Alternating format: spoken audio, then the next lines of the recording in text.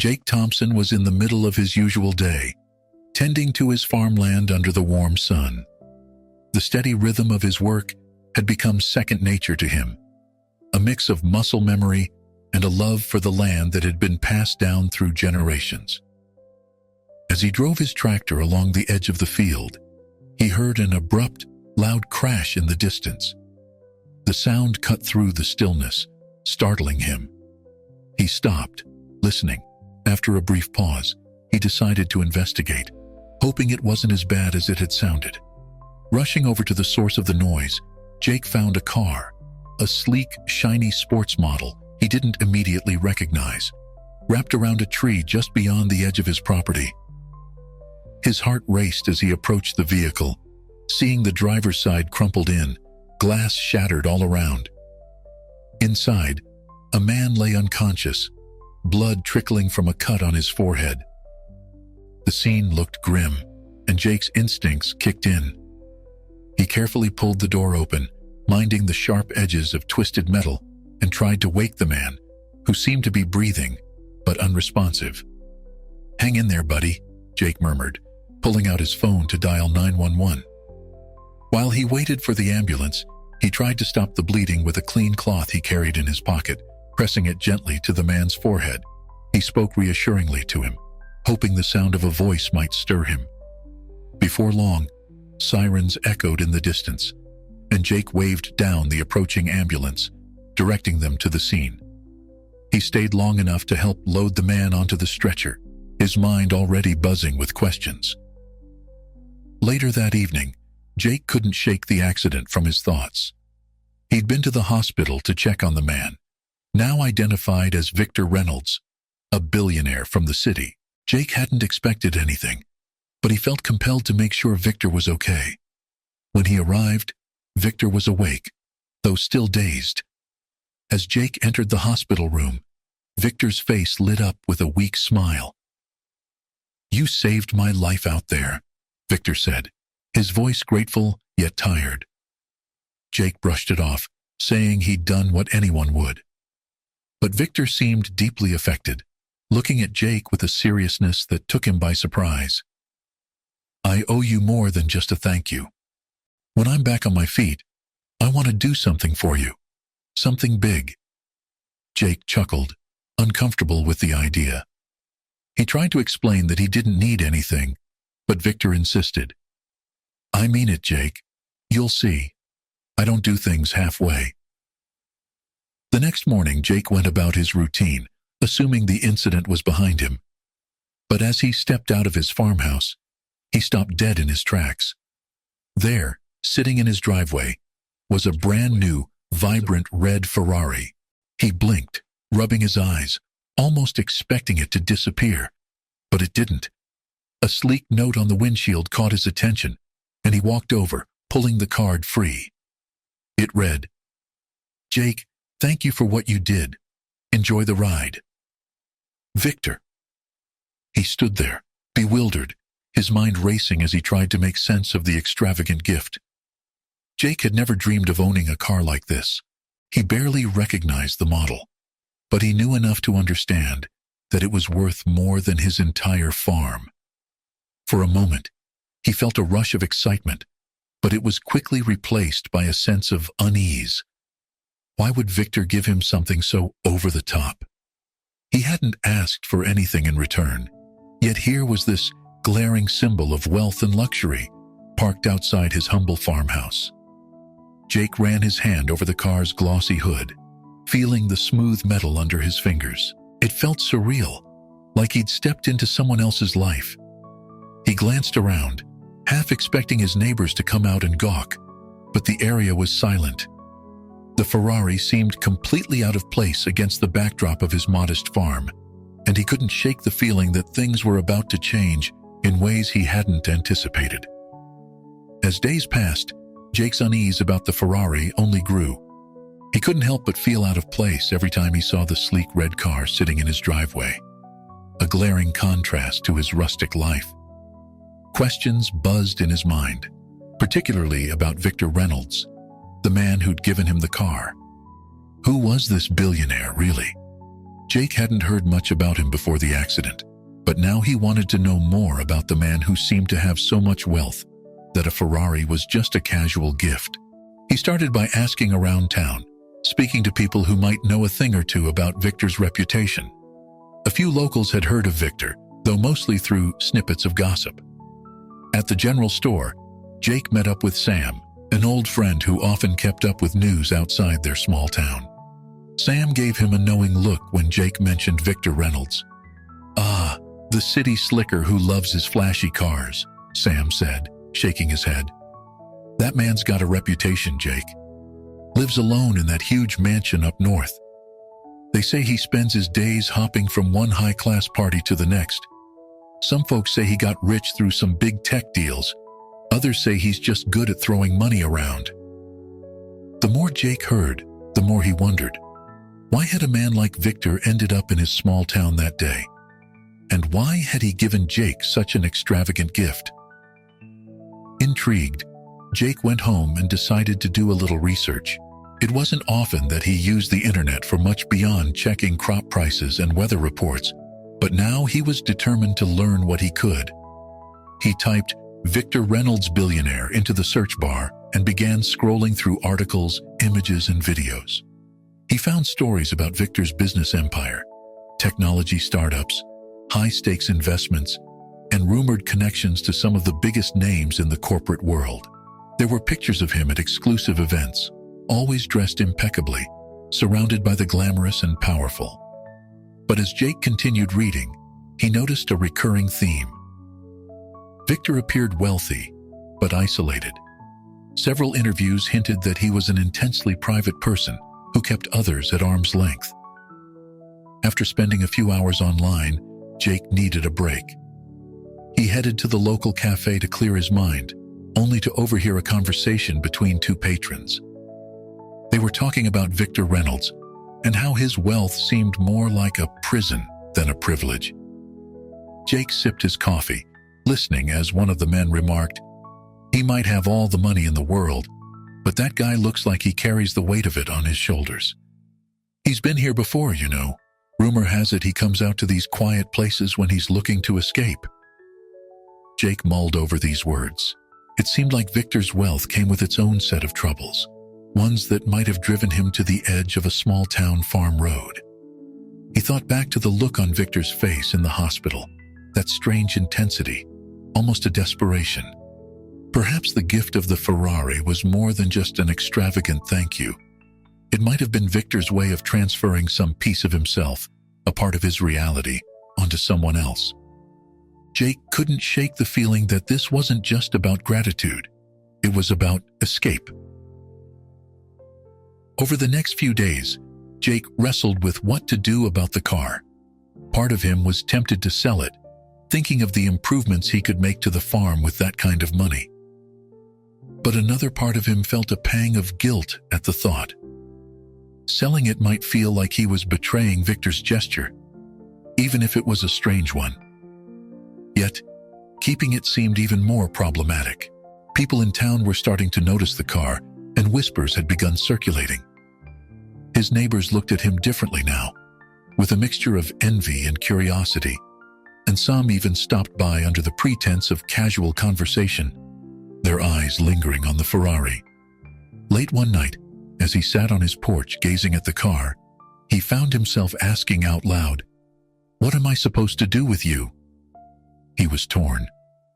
The Ferrari felt like a symbol of everything he wasn't, a life he didn't belong to. And yet, he felt reluctant to just give it up. The car had brought a sense of adventure, an unexpected thrill, but it also seemed to carry a weight he wasn't sure he wanted. He felt trapped in a decision he hadn't asked for, wondering if keeping the car would change who he was, or if giving it up would make him look like he wasn't grateful. As Jake pondered these questions, he realized that the Ferrari wasn't just a car, it was a test of his values, a challenge to everything he believed about himself. He had spent his whole life working hard, living simply, and staying connected to the land.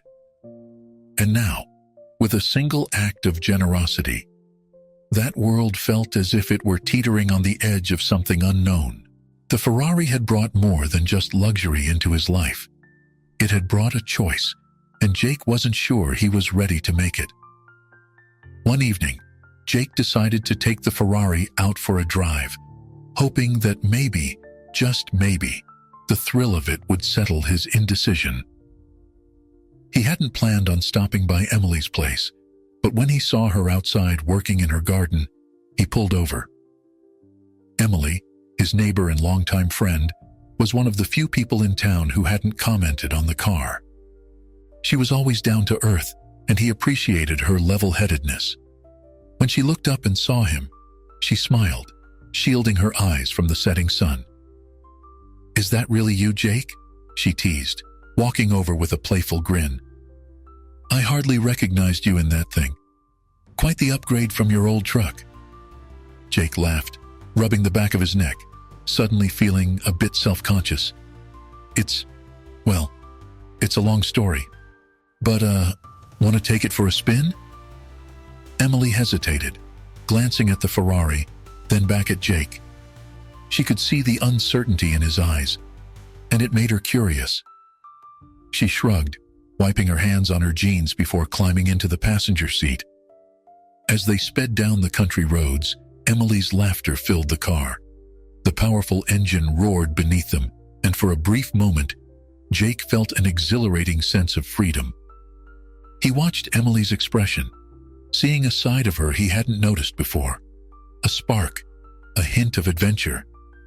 Yet, as they returned to her house, Emily's expression grew thoughtful. "It's an incredible car, Jake. But don't you think it's a little much?" she asked, looking at him carefully. Jake nodded, sighing. "I don't know what to think anymore. This whole thing, it's thrown me off balance. I feel like I'm living someone else's life, and I'm not sure if I should even keep it." Emily placed a reassuring hand on his shoulder. "Just remember, Jake, a car like this might turn heads, but it doesn't change who you are. If anything, it just puts you in the spotlight. And from what I know, you've always preferred a simpler life." After their drive, Jake and Emily sat on her porch, watching the last light fade over the fields. They talked about the past, about how they both grew up in the same small town, and how they had always shared similar values. As the conversation deepened, Emily opened up about her own struggles. She admitted that she often felt out of place in town, torn between the desire for a quiet life and the pull of the city. She'd once dreamed of leaving, but somehow she never had. "Funny, isn't it?" she said, gazing up at the stars. "You've got this incredible car, a taste of something different, and I'm still here, wondering if I missed my chance to see the world." Jake turned to her, his own thoughts echoing hers. "Maybe we're not as different as I thought. I always figured I'd be content here forever. But now I'm wondering what else is out there. This car, it's stirring things up, making me question everything." Emily nodded, a soft smile playing on her lips. "Maybe that's a good thing, Jake. Sometimes we need something to shake us out of our routine, but don't let it take you away from what matters. Money, fancy cars, they come and go. But happiness, that's a different kind of wealth." Jake felt a warmth growing between them, a connection that had been there all along, but never fully acknowledged. As they sat in silence, he realized that perhaps Emily was the one person who truly understood what he was going through. The Ferrari had brought them closer, not because of its allure, but because it forced them to confront their dreams and insecurities. Jake reached for her hand, and she squeezed it gently, a gesture of comfort and understanding. Over the next few weeks, Jake and Emily's friendship blossomed into something deeper. They spent more time together, often talking late into the night about their hopes, fears, and what they wanted out of life. Yet, Jake couldn't ignore the growing attention he was receiving from others. With the Ferrari came a level of admiration and envy he hadn't anticipated, and it affected his relationship with Emily in subtle ways. One afternoon, as they walked through town, he noticed people staring, some even stopping to take pictures of the car. as if it were a celebrity itself. He felt a wave of discomfort, and Emily seemed to sense it too. At one point, a group of young men approached, more interested in the car than in Jake himself. They peppered him with questions about its speed, its cost, and whether he'd let them take it for a spin. Jake forced a smile, trying to be polite, but he could see Emily's smile fading, a look of unease crossing her face. Later, she confronted him about it. "Jake, I don't want to sound ungrateful or anything, but this car, it's bringing out a side of people I'm not used to seeing, and I can't help but feel like it's changing things between us. I just want to make sure you're still the same person I know." Jake took her words to heart, recognizing the truth in them. He had let the car take up more space in his life than he'd intended. He reassured Emily, explaining that he hadn't changed, that the car was just a temporary part of his life. But deep down, he wondered if he was convincing himself as much as he was her. The Ferrari had drawn attention, but it was also a barrier, one that seemed to separate him from the genuine connections he valued most. As he watched Emily walk away that evening, he felt a pang of regret. The car, which he had initially viewed as a gift, was now complicating his relationships. He realized that if he wasn't careful, he could lose more than just a sense of normalcy. He could lose the people who truly mattered to him, starting with Emily. And that was a price he wasn't willing to pay. Not long after the Ferrari arrived, Jake noticed a shift in how people treated him. At first, it was subtle.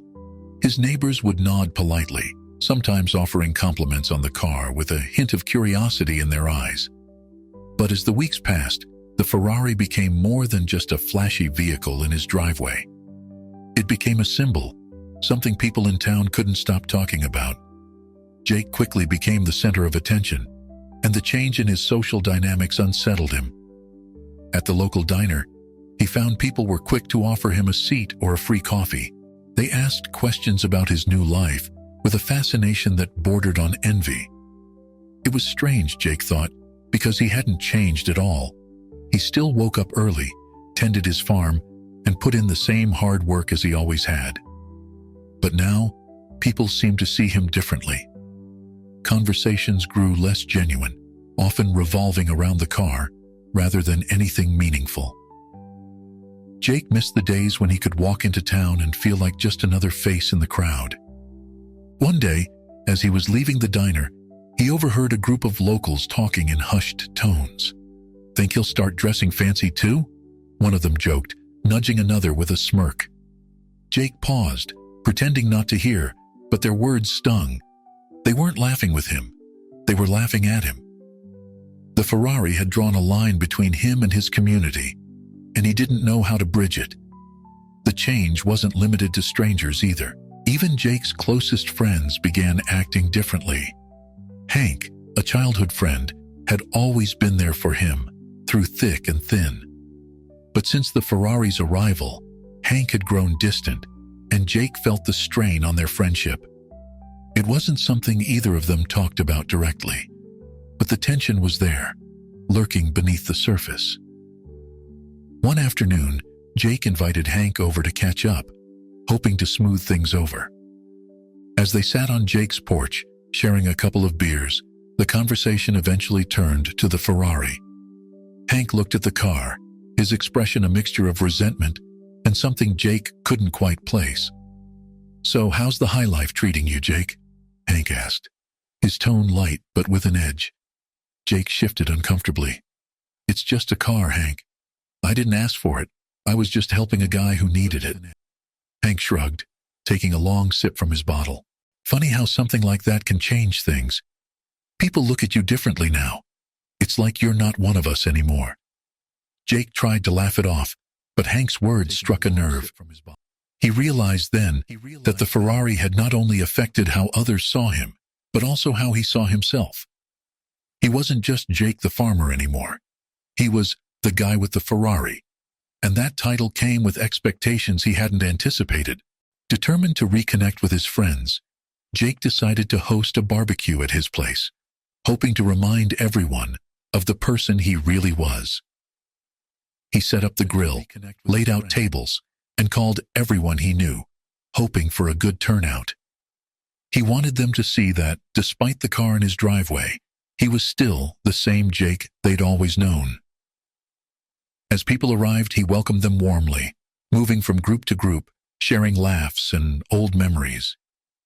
But despite his efforts, the Ferrari remained the center of attention.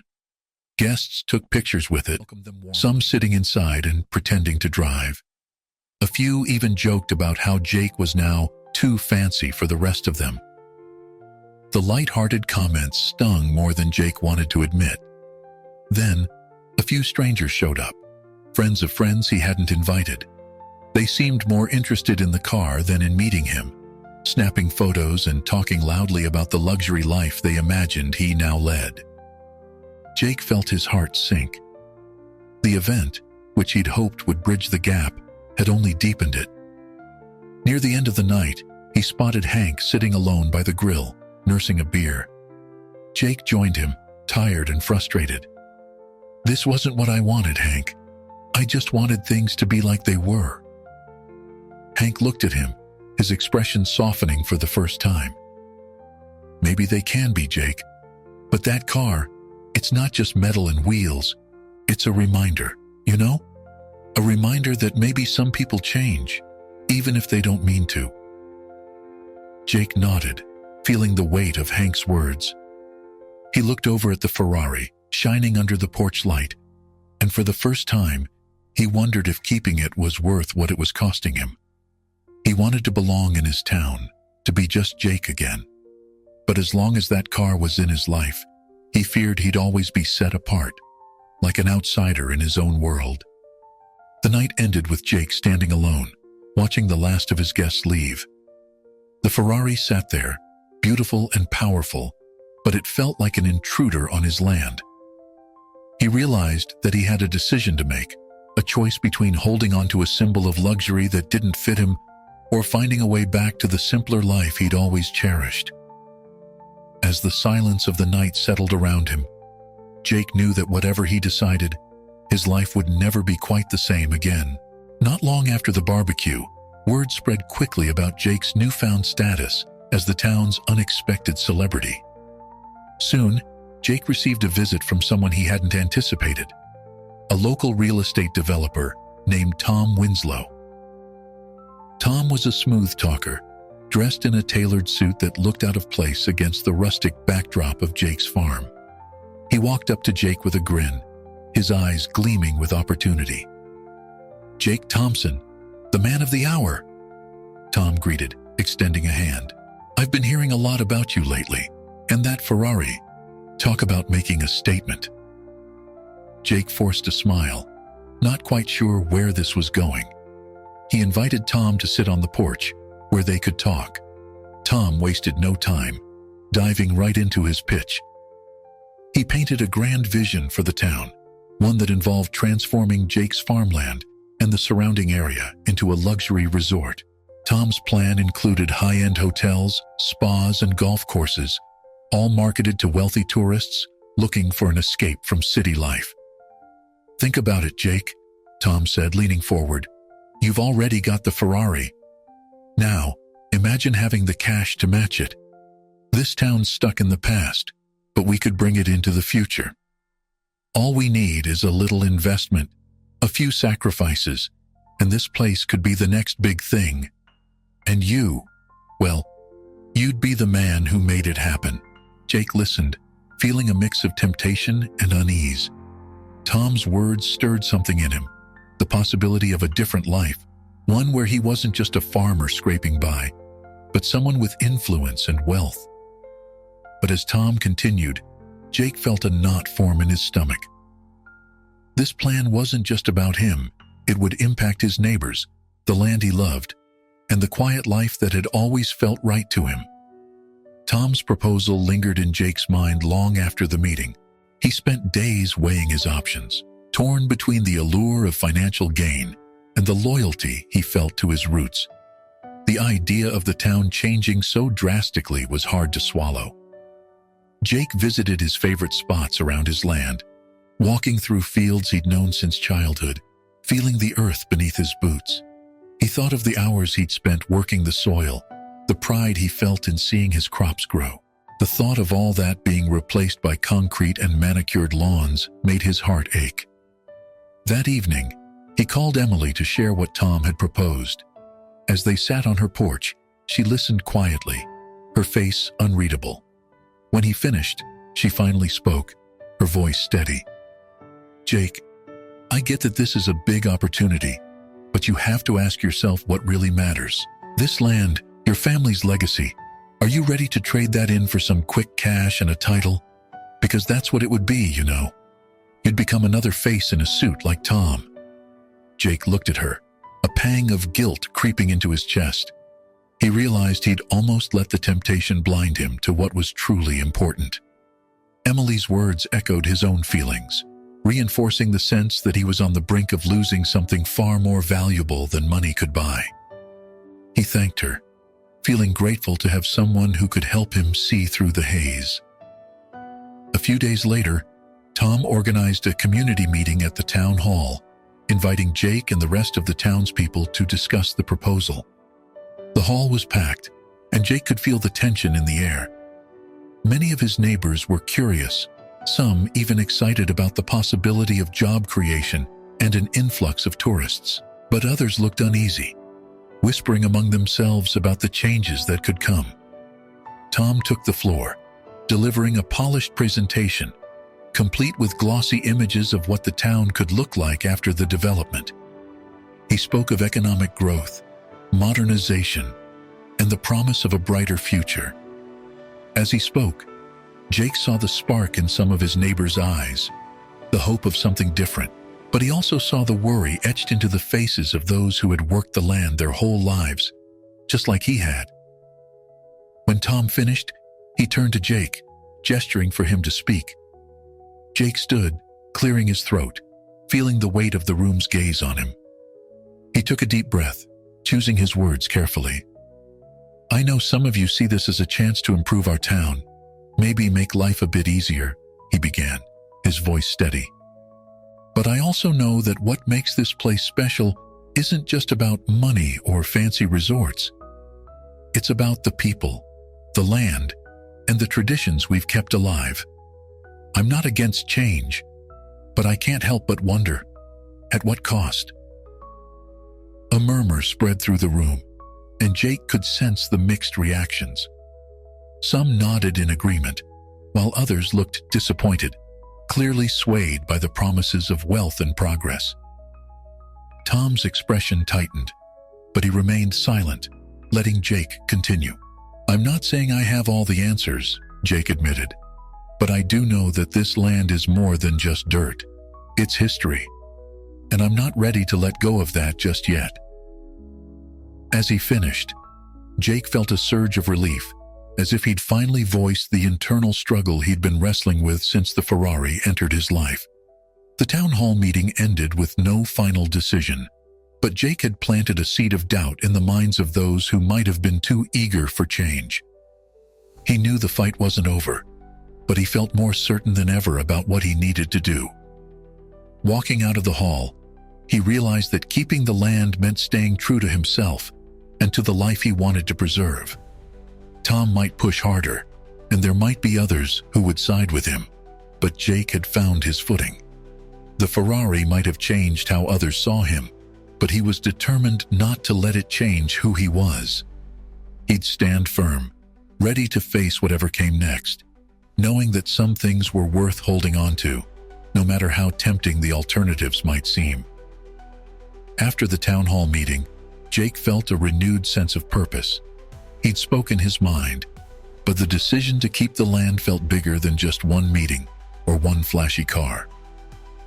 To clear his head, he spent an afternoon walking his farm, retracing the paths he'd walked as a child with his father. The familiar scent of the soil, the distant rustle of leaves, and the rhythmic buzz of insects reminded him of why he'd chosen this life. Each step brought memories. Learning to plant with his father, summer nights spent beneath the stars, the satisfaction of a hard day's work. As he wandered through the fields, Jake felt the weight of his family's legacy settle around him. Generations of Thompsons had poured their sweat and care into this land. He knelt down, scooping up a handful of earth, letting it sift through his fingers. This soil was more than just a place to grow crops. It was his heritage, his connection to a simpler, truer life. He realized that if he were to sell or develop it, he'd be cutting ties with the very thing that defined him. Sitting under an old oak tree, Jake took a deep breath, the air thick with the familiar sense of his farm. He knew what he had to do. No amount of money or luxury could replace the feeling of belonging that came from working the land. The Ferrari might be beautiful, and the prospect of wealth might be tempting, but they weren't worth giving up the life he cherished. He decided, once and for all, that the land would remain as it was, and he would hold on to his family's legacy with everything he had. That evening, Jake called Hank, feeling it was time to make amends. Their friendship had been strained since the Ferrari arrived, and he knew they needed to talk. Hank agreed to meet, and they sat on the porch, the night air filled with the quiet hum of crickets. After a moment of silence, Jake spoke up, apologizing for how things had changed between them. "Hank, I never wanted this to come between us. I know the car's caused a lot of trouble, and I hate how it's affected things. I just want you to know that no car, no amount of money, will ever mean more to me than our friendship," Jake said, his voice heavy with regret. Hank sighed, looking out into the darkness. "It's not just the car, Jake. I guess I felt like I was losing my friend. You were suddenly this guy everyone looked up to, and I didn't recognize you anymore. It felt like you were slipping away, like the town was slipping away too." Jake reached out, gripping Hank's shoulder. "I'm still me, Hank, and I'm not going anywhere. This land, this life, it's all I've ever known, and it's all I want. I've made my choice. I'm staying right here, and I want you by my side. We've been through too much to let something like this come between us." Hank nodded, a small smile breaking through his solemn expression. He knew Jake meant it, and he felt a wave of relief wash over him. The two friends sat in comfortable silence, the tension between them easing as they shared the quiet of the evening. They didn't need many words. Their history spoke for itself. With his decision made, Jake felt a sense of peace settle over him. He had resolved to stay true to himself and to the land that had always been his anchor. But there was still the matter of the Ferrari. As much as he appreciated the gesture, he knew it wasn't meant for him. The car felt like a lingering tie to a world he'd decided to leave behind, a reminder of a life he didn't want. The next morning, Jake called Victor and arranged to meet him. They agreed to meet halfway between Jake's farm and the city, in a quiet, rural diner. When Jake arrived, Victor was already waiting, looking out of place in his tailored suit against the rustic backdrop. He seemed surprised to see Jake, but greeted him warmly. "Jake, it's good to see you. I wasn't expecting a call," Victor said, motioning for him to sit. Jake got straight to the point. "Victor, I want to thank you again for the car. It was incredibly generous, and I appreciate what you did. But I can't keep it. It's just not me." Victor looked at him thoughtfully, nodding slowly. "I had a feeling you might say that.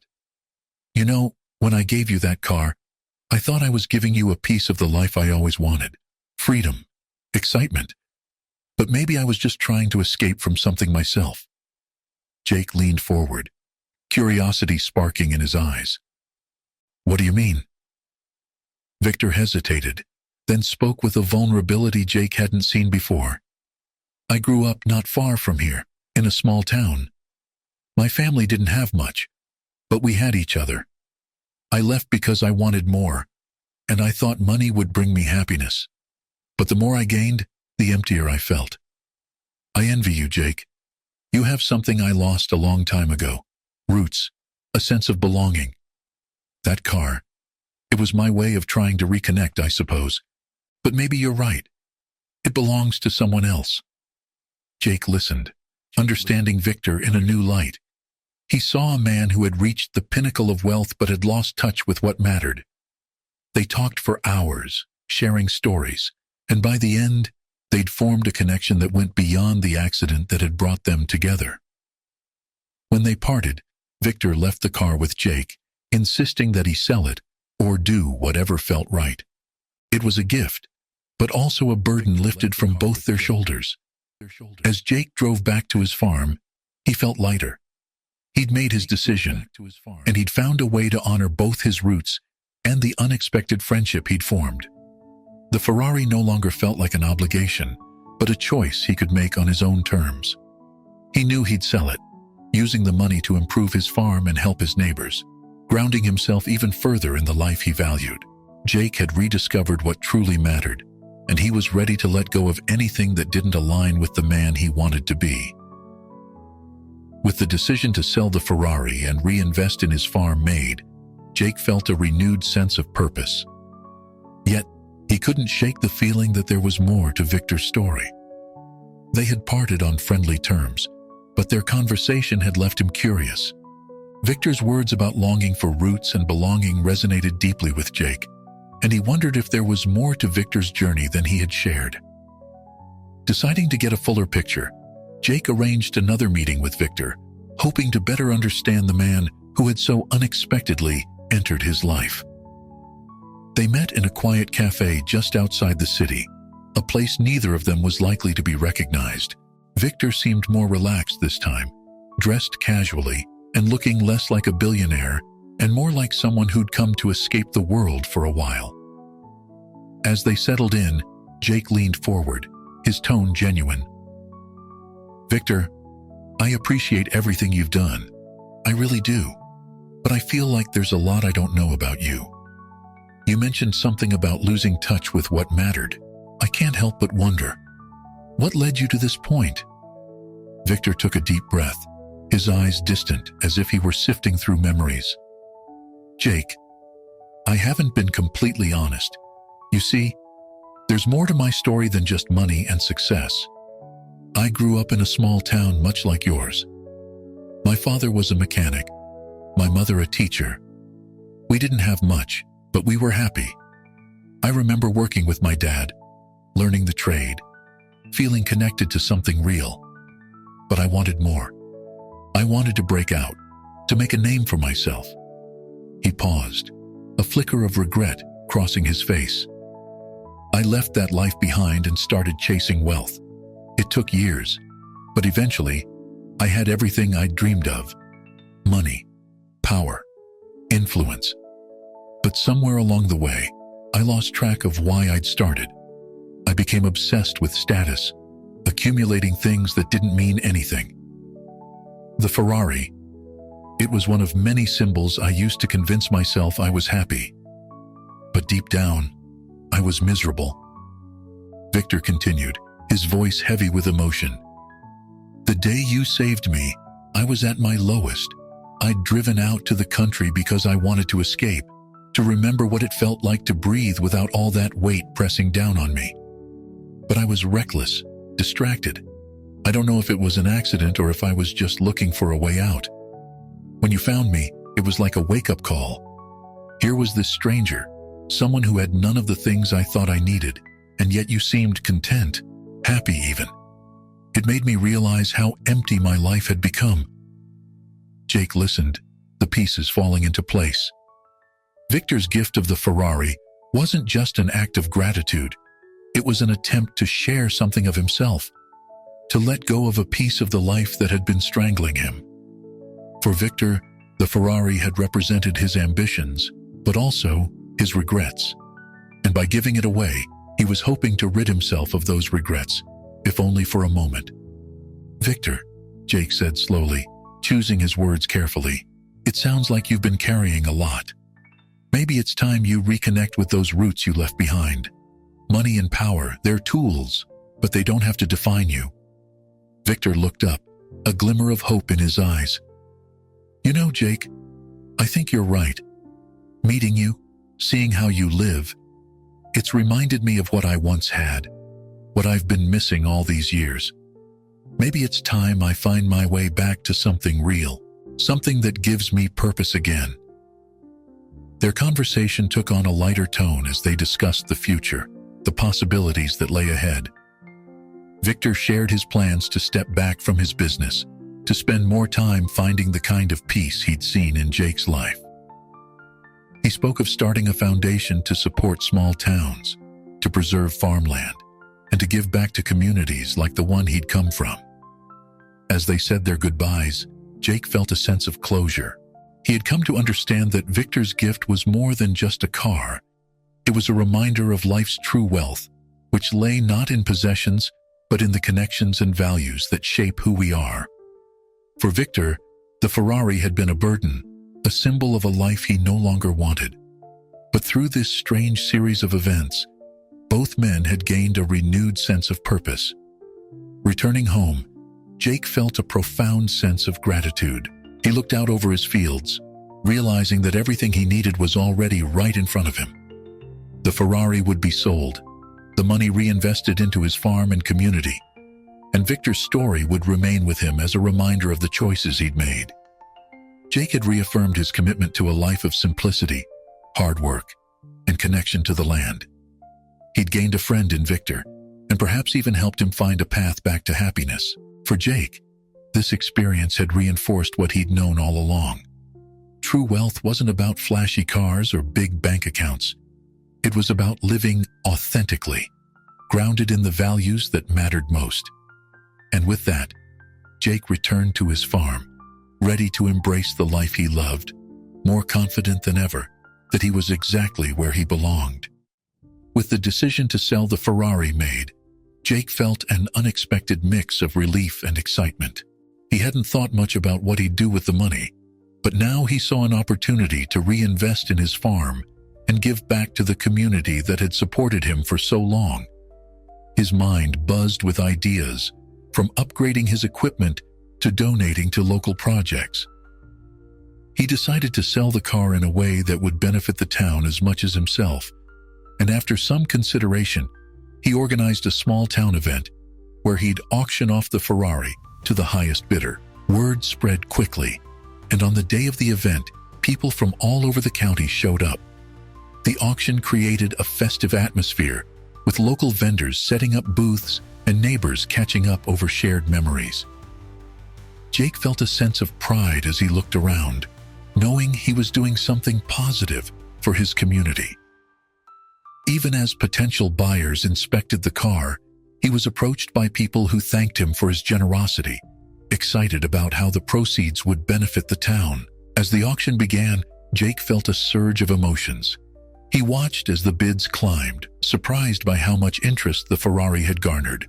Finally, after a flurry of bidding, the car was sold to a collector from a nearby city. The sum was significant, more than Jake had ever dreamed he'd have at his disposal. Yet, as he signed over the title, he didn't feel a sense of loss. The car had always been a strange fit in his life, and he felt grateful to see it go to someone who truly valued it for what it was. With the funds from the sale, Jake made good on his plans.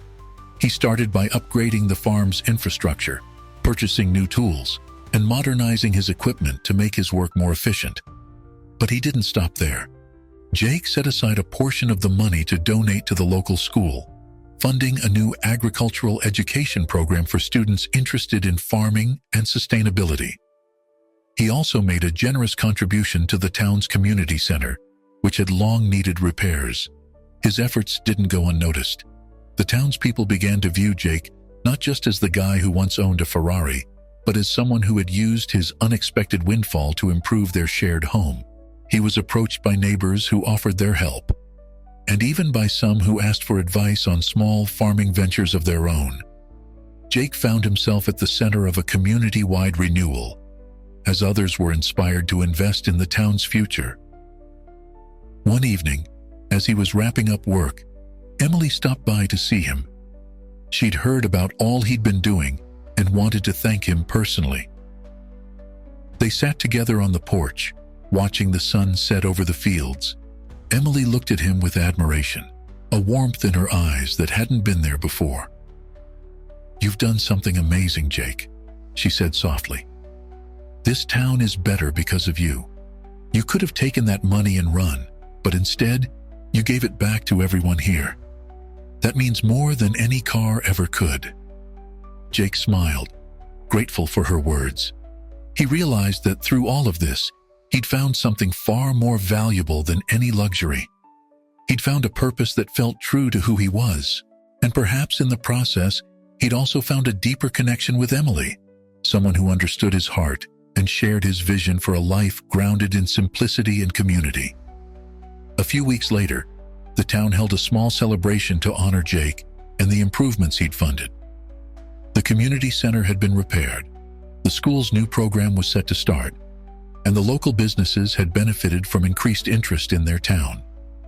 Jake attended, feeling a mix of pride and humility as he saw the impact of his decisions on the people around him. As the evening wound down, he noticed Hank approaching, a hesitant smile on his face. They hadn't talked much since the barbecue, but Hank extended a hand, and Jake shook it, feeling a sense of forgiveness pass between them. "I misjudged you, Jake," Hank admitted. "I thought that car had changed you. I should have known better." Jake clapped him on the shoulder, laughing. "I think I misjudged myself, Hank. I got caught up for a bit there, but I'm glad I found my way back. This land, this town, it's where I belong, and I wouldn't trade it for anything." Later that night, as he walked back home, Jake reflected on everything that had happened. He knew he'd made the right choice, not only for himself, but for his entire community. The Ferrari had once seemed like a symbol of success, a glimpse into a life he'd never thought he'd experience. But now, he understood that true success lay not in what he owned, but in what he was able to give. Jake felt a profound sense of peace as he walked through the quiet streets, the stars shining brightly above him. He'd gained far more than he'd ever lost, and he'd come out of this experience with a renewed commitment to the values he held dear. His life might be simpler than Victor's, less glamorous perhaps, but it was rich in ways that truly mattered. And as he reached his farmhouse, the familiar sounds of the countryside welcoming him back, Jake knew he was right where he was meant to be. With the Ferrari sold and his life back on track, Jake found himself growing closer to Emily.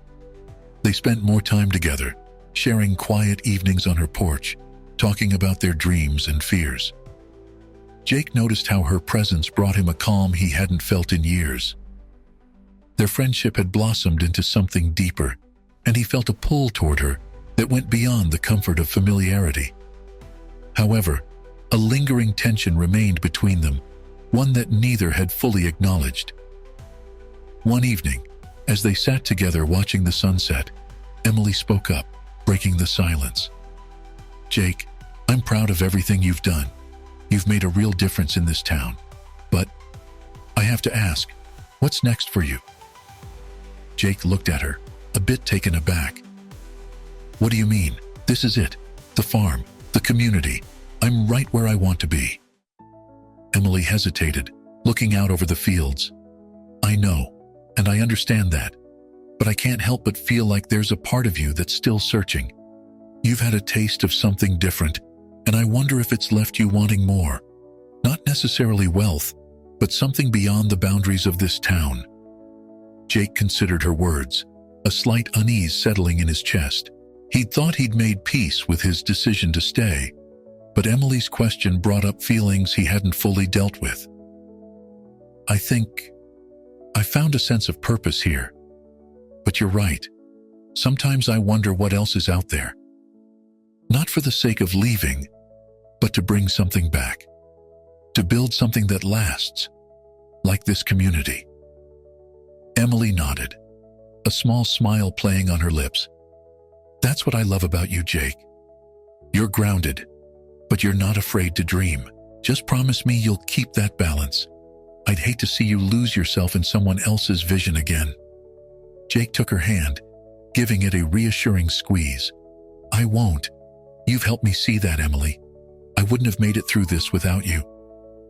Inspired by Emily's words, Jake decided to use his newfound resources to create opportunities for others in the community. He hired local workers, including Hank, to help expand his farm, transforming it into a cooperative where neighbors could contribute and benefit.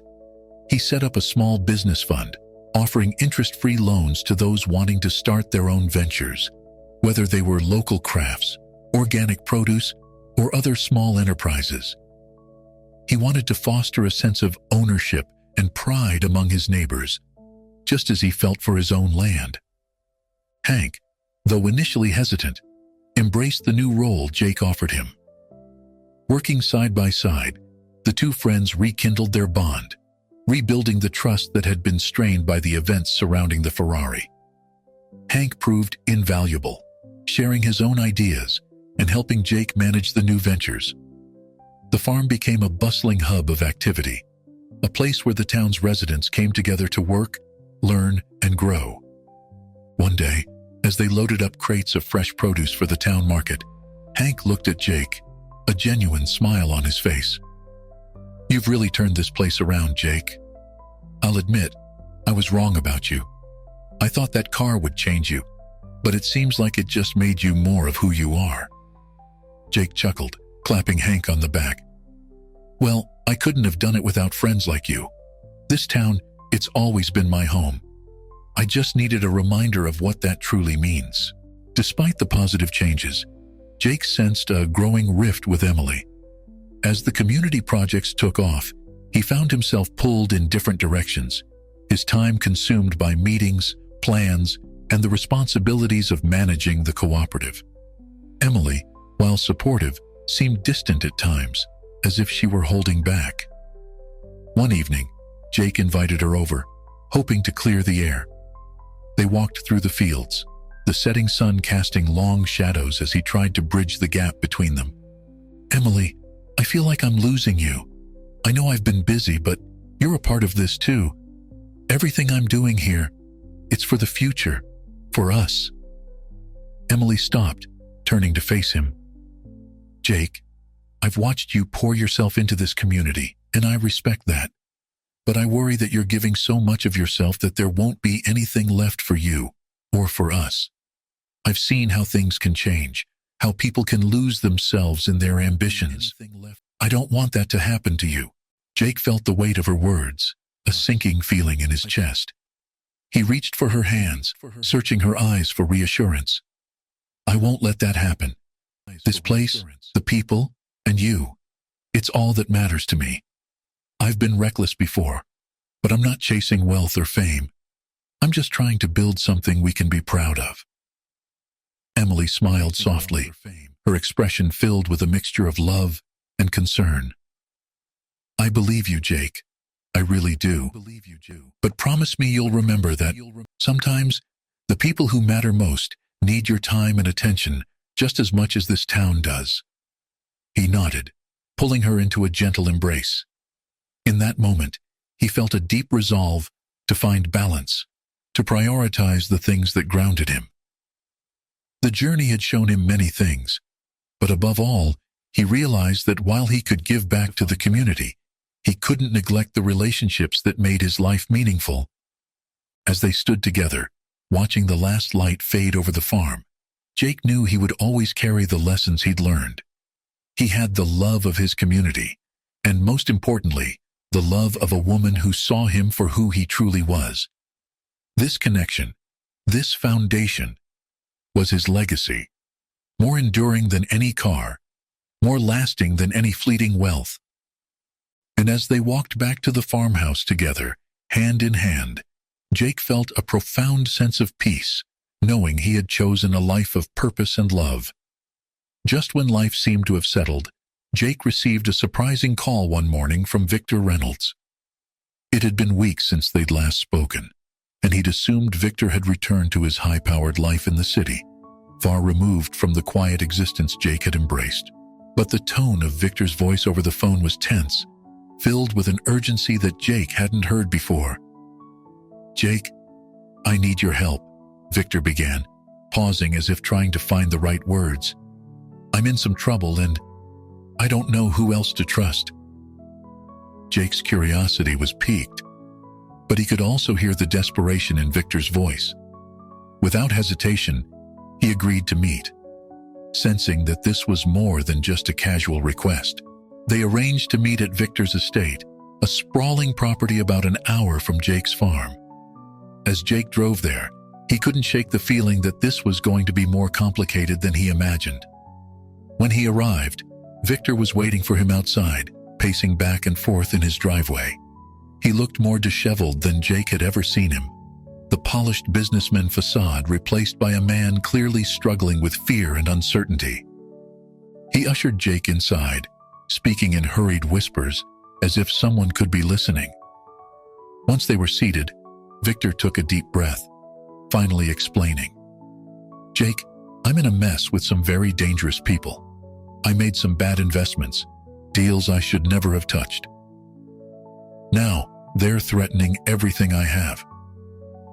I need someone I can trust to help me handle this. Someone who can remind me of who I am outside of all this." Jake listened, realizing that Victor's issues went deeper than just financial woes. This was a man who had tried to outrun his past and had instead run straight into a situation he couldn't control. Jake had never expected to find himself in the middle of a world of high-stakes deals and shady backroom negotiations, but here he was, feeling a strange sense of responsibility for the man who had once given him that Ferrari. Over the next few days, Jake stayed with Victor, helping him navigate the tangled web of threats and promises he had become ensnared in.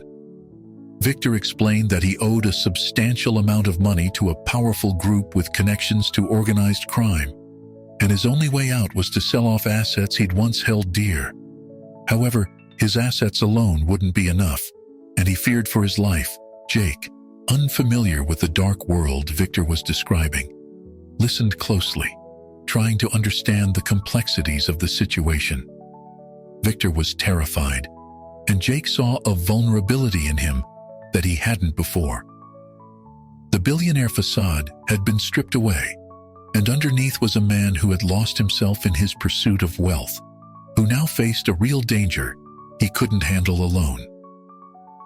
Jake offered to help, albeit in a way that felt true to his own nature. "Victor, I can't pretend I know much about dealing with these people, but what I do know is honesty and hard work. We can liquidate what you don't need, find a way to make this right. If you're willing to face this head-on, I'll stand by you. But you have to be willing to let go of the life that got you here." Victor nodded, a flicker of hope in his eyes. "You're right, Jake.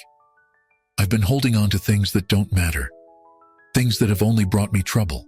I'm ready to let it go, if that's what it takes to start over." Together, they mapped out a plan. Victor would sell off his remaining luxury cars, his vacation homes, and various assets tied to his business empire.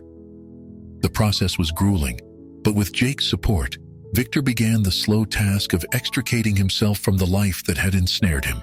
They spent hours going through paperwork, making calls and coordinating sales, each step bringing Victor closer to the freedom he'd lost sight of.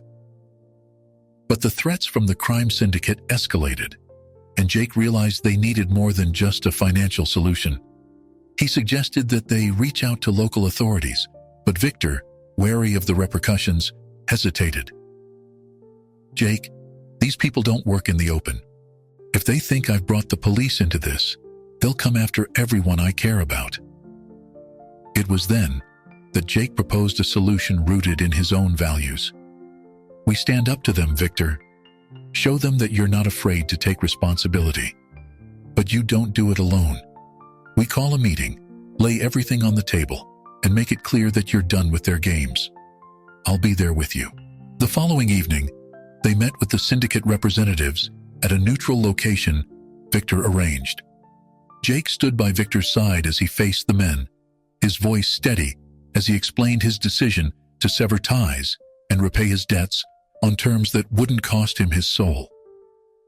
At first, the men laughed, dismissing Victor's resolve. But Jake, who had stood up to challenges all his life, wasn't intimidated. He spoke plainly, with a calmness that conveyed a lifetime of honesty and strength. In the end, the syndicate agreed to Victor's terms, albeit reluctantly. As they left, Jake felt an overwhelming sense of relief. They had stood together, two men from vastly different worlds, bound by an unexpected friendship and a commitment to righting past wrongs.